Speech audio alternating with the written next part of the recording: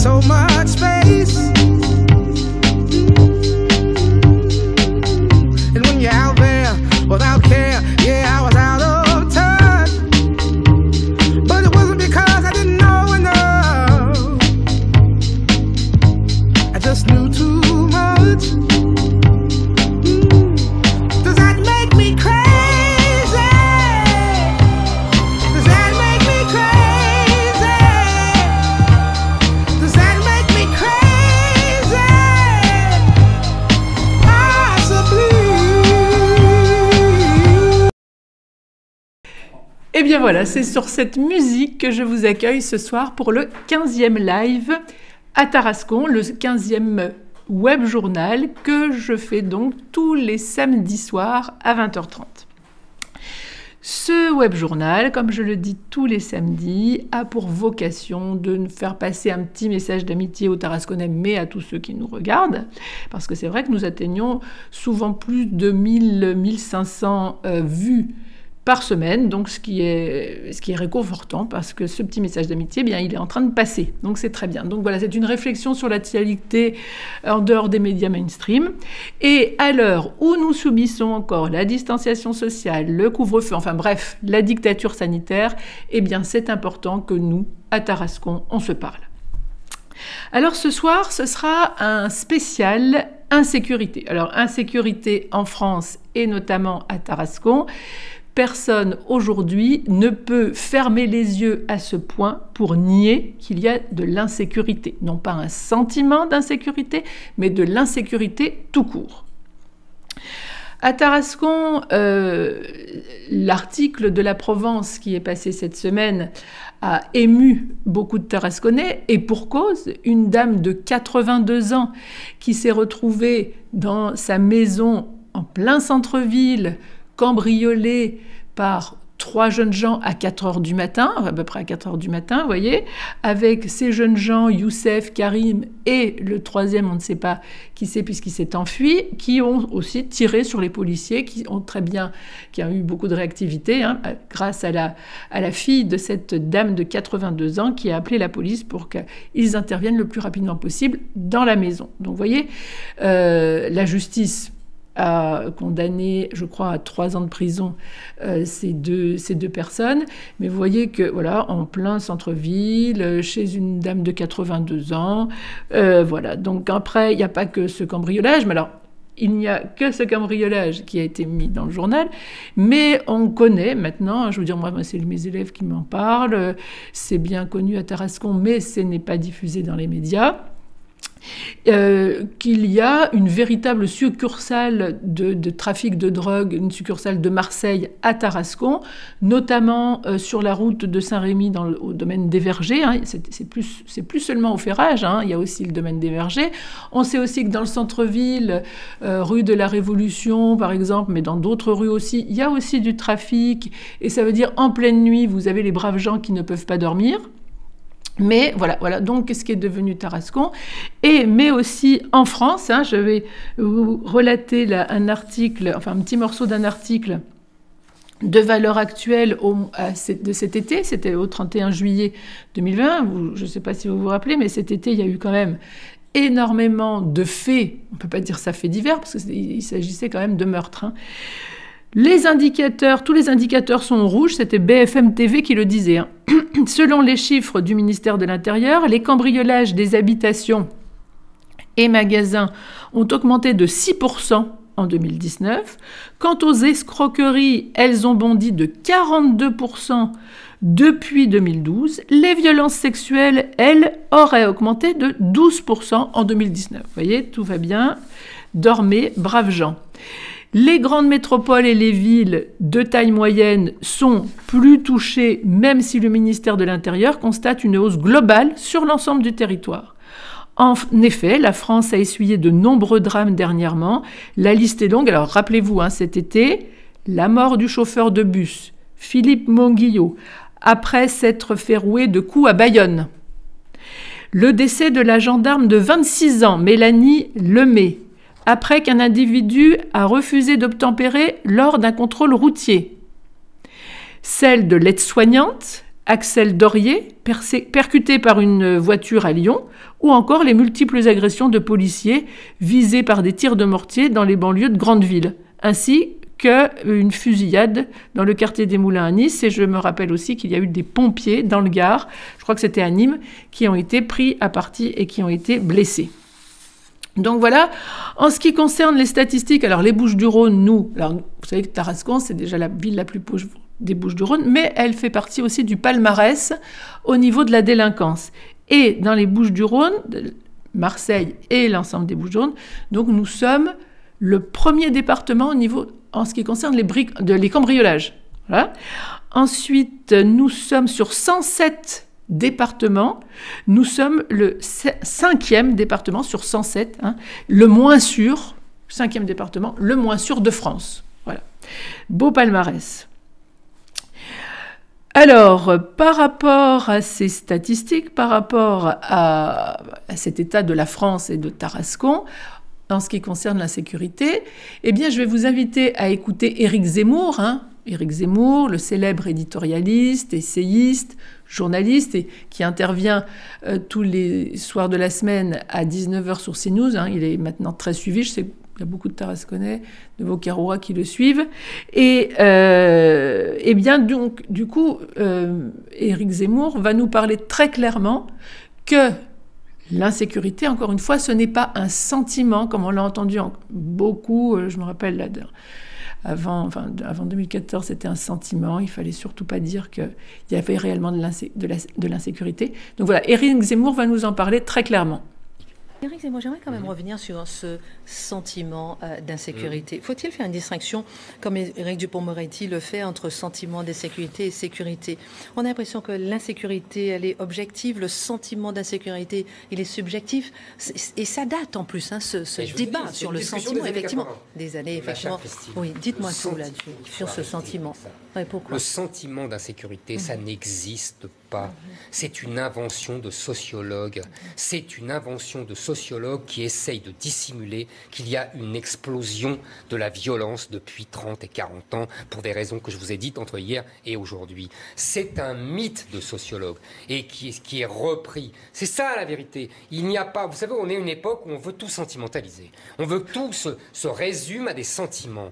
Eh ben non, il n'y a pas que des sentiments. Il y a aussi la raison, il y a la réalité, il y a l'histoire, il y a ce dont je vous ai parlé hier, c'est-à-dire que pour moi, il y a une guerre de civilisation sur notre sol. Ça, c'est pas du sentiment. Vous voyez, c'est ce qui se passe et c'est ce que vivent les gens. Maintenant, aujourd'hui, on veut tout faire sous forme de sentiment, mais je vous répète, c'est un mythe de sociologue et c'est un mythe politique. Mais quand même... ce que je ne comprends pas, après je vous laisse parler, mais ce que je ne comprends pas, c'est pourquoi depuis la fin des années 70, ce sentiment justement revient. Pourquoi est-ce qu'on ne dépasse pas ça? Ensuite je vous donne la parole et ensuite j'ai une autre question. Le plus important, c'est pas ce que vous croyez. C'est-à-dire c'est-à-dire que dans votre question, le plus important, c'est depuis la fin des années 70. Eh oui.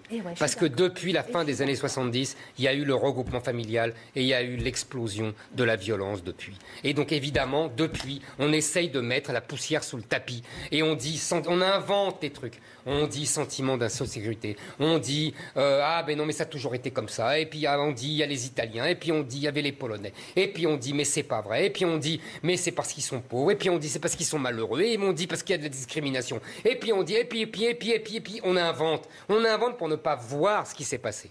Voilà. Très rare, parce que j'ai l'impression quand même que d'un côté qu'on a l'insécurité objective, le sentiment d'insécurité subjectif, que chacun considère quand même que les statistiques de la délinquance sont le juge de paix en matière de sécurité. Je vous ai dit ce que j'ai pensé hier. Je vous ai dit ce que j'ai pensé hier des statistiques. On en fait ce qu'on en veut. En tout cas, les deux camps sont quand même les statistiques en tant que juge de paix. Mais le problème n'est pas là. Le problème, c'est qu'en fait, il y a un enjeu idéologique, politique, et presque philosophique. Qu'est-ce qui s'est passé depuis 40 ans? Et là, évidemment, il y a un conflit, vous avez tout à fait raison. Et donc, chacun prend ses mots. C'est encore une bataille sémantique, ce que je vous ai dit au début. La sémantique, c'est une bataille politique. Voilà, la sémantique, c'est une bataille politique, c'est-à-dire qu'avec les mots, on essaye d'orienter l'opinion des gens. Mais sauf que les gens, il faut qu'ils réfléchissent en regardant en face la réalité. Alors, le deuxième point de ce web journal, c'est comment est traitée la délinquance. Comment ça s'est traité? Eh bien, je dirais double démission en ce qui concerne les deux sujets, c'est-à-dire démission de l'État et démission de la mairie en ce qui concerne Tarascon. Voilà, vous entendez souvent à Tarascon, on ne peut rien faire. On ne peut rien faire, c'est pas nous qui devons nous en occuper, c'est l'État. Oui, sauf qu'une fois qu'on a dit ça, étant donné qu'effectivement l'État est défaillant, notamment d'ailleurs depuis Nicolas Sarkozy, qui a fait une coupe rase en ce qui concerne la police nationale. Donc du coup, il faut bien défendre sa population, puisque c'est quand même le rôle, quand on est premier magistrat de la ville, c'est le rôle de protéger sa population. Alors, il y a effectivement des caméras, sauf qu'elles sont très régulièrement détruites, c'est-à-dire très régulièrement brûlées. Voilà. Ensuite, on nous dit qu'il faut anéantir cette délinquance. Sauf qu'on a plutôt anéanti la police municipale, voyez, parce qu'en 2014, il y avait 12 policiers municipaux sur le terrain, donc ça veut dire qu'ils pouvaient justement être vraiment sur le terrain, là où il y avait les points de deal, par exemple au ferrage, et évidemment, quand vous avez pas des caméras, mais des personnes en chair et en os, et notamment des policiers professionnels qui stationnent 3/4 d'heure dans un endroit où il y a des points de deal, et ben, au bout d'un moment, si vous voulez, c'est par contre démission des dealers, parce que le terrain est occupé réellement par la police municipale. Et donc, voilà, il y avait 12 policiers municipaux sur le terrain en 2014. Il n'y en a plus que 2 aujourd'hui opérationnels. Alors, il y a 10 policiers municipaux, mais sauf qu'il y en a qui sont en mi-temps thérapeutique. Enfin, il y en a un qui est en mi-temps thérapeutique, il y en a qui sont plancton, il y en a qui sont au placard. Voilà, donc du coup, en réalité, 2 policiers municipaux opérationnels, c'est-à-dire sur le terrain. Donc imaginez, c'est vraiment open bar pour les dealers et les trafics. Donc c'est pour ça que tout à l'heure je vous disais, il y a non seulement maintenant Ferrage, mais il y a le domaine des Vergers, il y en a dans le centre-ville, etc., etc. Voilà.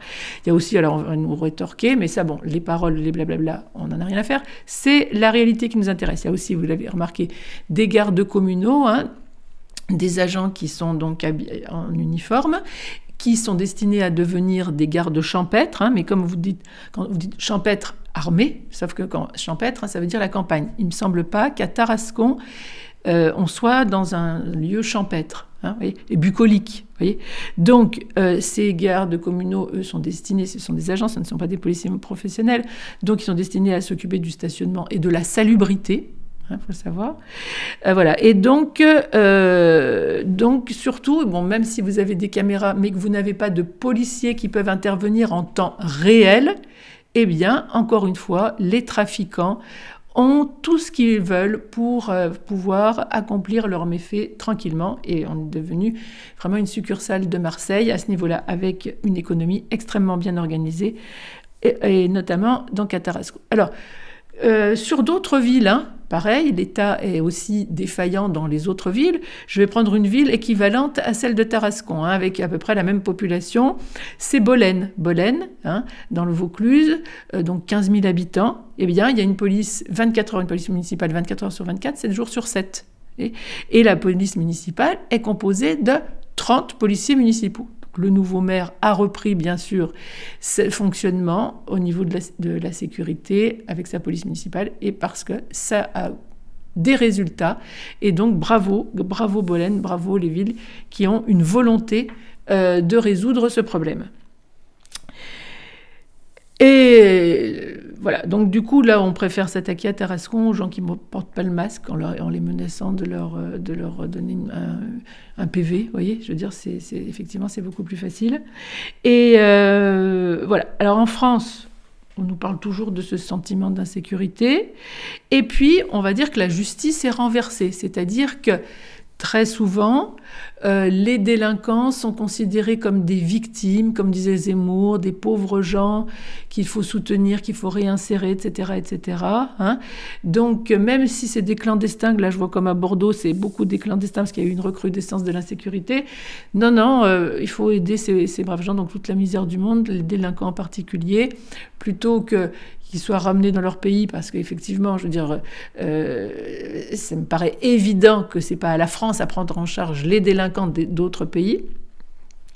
Et puis, celui qui va dénoncer, en revanche, l'insécurité, qui va se défendre aussi, hein, parce qu'il y a le problème de la légitime défense, ou qui va tout simplement dénoncer le communautarisme. Hein. Là, je vois, j'ai été mise au tribunal indirectement enfin, en tout cas, j'ai eu droit à un procès où je dénonçais justement le communautarisme. Hein. J'ai été relaxée, hein, mais ça n'a pas été diffusé dans la Provence. Hein. Dans la Provence, on a dit 3 fois que j'étais accusée, mais on n'a pas dit que j'avais été relaxée. Et donc, si vous voulez, eh bien, rien que le fait de dénoncer le communautarisme, le juge, c'était grave. Vous voyez donc, vous voyez, c'est complètement renversé. C'est-à-dire celui qui dénonce qu'il y a de l'insécurité, le communautarisme, c'est lui qui va être visé. Les délinquants, ce sont des pauvres gens. Donc voilà, il y a eu un renversement de cette idée de justice depuis longtemps. Hein. Là, ça date de quasiment 30-40 ans. Voilà. Alors, par rapport à cette insécurité, Éric Zemmour nous a dit déjà que voilà, depuis le regroupement familial, donc depuis la fin des années 70, il y a une recrudescence de l'insécurité. Et là, je vous invite à regarder la vidéo d'Éric Zemmour aussi sur l'ensauvagement de notre pays. Et ensauvagement, pour une fois, c'est un mot qui vient de la gauche.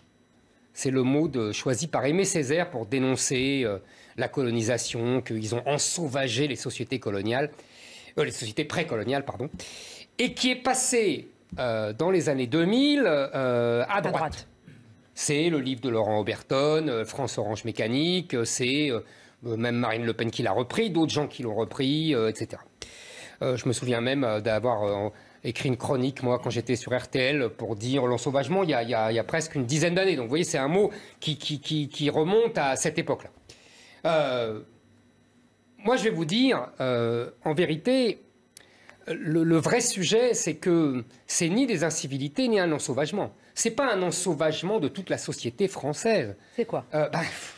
On sait bien qui ensauvage. J'ai lu, il y a quelques jours, avant la fin des vacances, un article de monsieur le procureur Philippe Bilger lui-même qui dit « On sait bien qui ensauvage, on sait bien qui agresse, on sait bien qui roule sur la gendarme Mélanie, on sait bien qui tue le chauffeur de bus de Bayonne, on sait bien qui se casse tout dans les centres de loisirs, on sait bien qui pourrit les plages de Marseille, on sait bien qui est interdit dans une piscine en Suisse, on sait bien tout ça. On sait que ce sont à 99,9% des enfants de l'immigration maghrébine et africaine. Ça ne veut pas dire que tous les immigrés maghrébins et africains font ça, évidemment que non. Mais ça veut dire qu'on sait qui sont. Et on sait qui sont les victimes.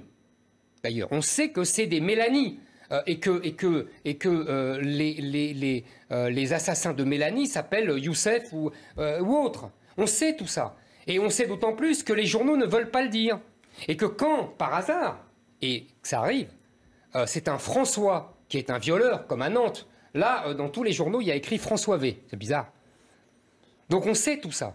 Donc le problème de l'ensauvagement, c'est qui ensauvage et qui est coupable et qui est victime. Et c'est ce qui donne cette connotation cet été. Cet été, qu'est-ce qui s'est passé? On n'a jamais eu autant de ce qu'on a appelé dans notre enfance faits divers. Je disais crimes passionnels et on disait aussi faits divers. On n'en a jamais eu autant. Mais pourquoi? Une impression de faits divers. On va en parler, j'imagine. Parce qu'il y a les statistiques, on va en parler. Mais pourquoi? On le sait pourquoi. Parce qu'à cause de l'épidémie, la plupart de ces jeunes gens n'ont pas pu aller au bled en vacances. Et donc, en fait, ils sont restés ici. Et donc, en fait, on a eu le premier été du vivre ensemble. C'est ça la vérité.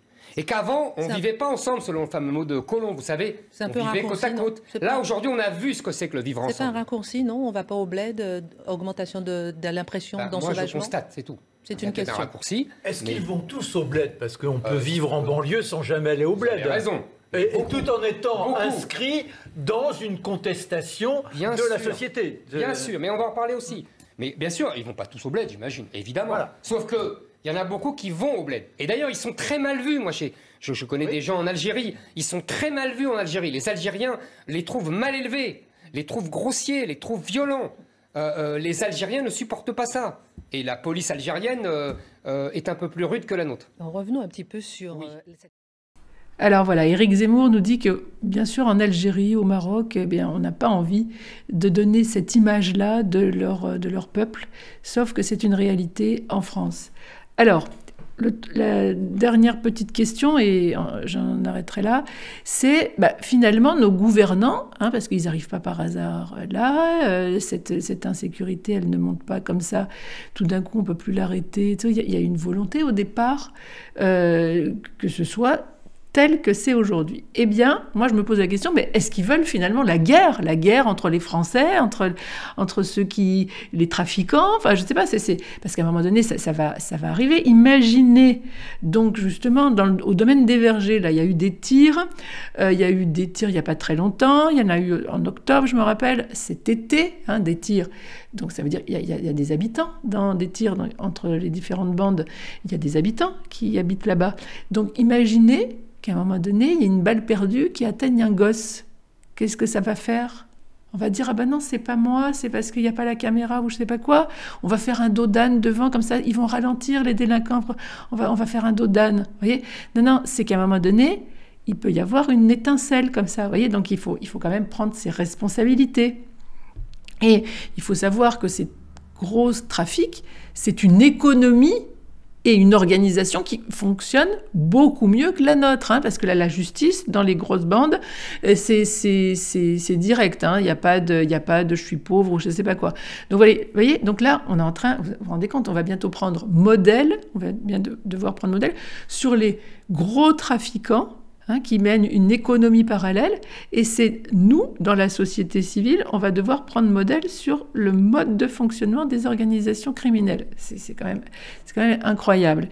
Et aujourd'hui, il faut savoir que l'argent de ces trafics est répertorié, est inclus dans le PIB, dans le PNB ou le PIB. Et c'est l'INSEE qui a totalisé 2,7 milliards d'euros engrangés par divers trafics en 2017. Vous voyez ? Et là aussi, je pense à autre chose. Je pense à Sophie Pétronin. Rappelez-vous, en 2020, cet ex-otage au Mali converti à l'islam, qui a, en échange qu'elle revienne en France, eh bien, on a libéré plus de 200 djihadistes. Donc c'est pour ça, moi, je me dis, mais est-ce qu'on veut la guerre ? Parce que je veux dire, c'est quand même pas logique. Si vous dites que vous voulez faire diminuer l'insécurité, mais que vous libérez 200 djihadistes, juste d'ailleurs, en plus de ça, je ne sais même pas si c'était pas pendant le confinement ou juste avant, enfin bref, et qu'en plus de ça, voilà, vous laissez prospérer les trafiquants en vous disant que... Moi, je pense qu'à un moment donné, c'est légitime de se poser la question, est-ce qu'ils ne veulent pas qu'on se tape dessus, quoi ? Voilà. Et puis les Français aujourd'hui, on leur a dit qu'il fallait être bien gentil, qu'il fallait parler de sentiments, qu'il fallait... Voilà, et puis c'est chacun pour soi. Vous voyez, là c'est chacun pour soi. Et puis, les personnes âgées, les enfants, écoutez, ils se débrouilleront finalement. Non, mais je veux dire, ça devient vraiment... C'est indigne, quoi. C'est indigne. Il fut un temps où il me semble qu'on se battait pour son pays. Enfin, en tout cas, on avait de la dignité. On avait de la dignité pour son pays, pour ses aînés, pour sa famille, voilà.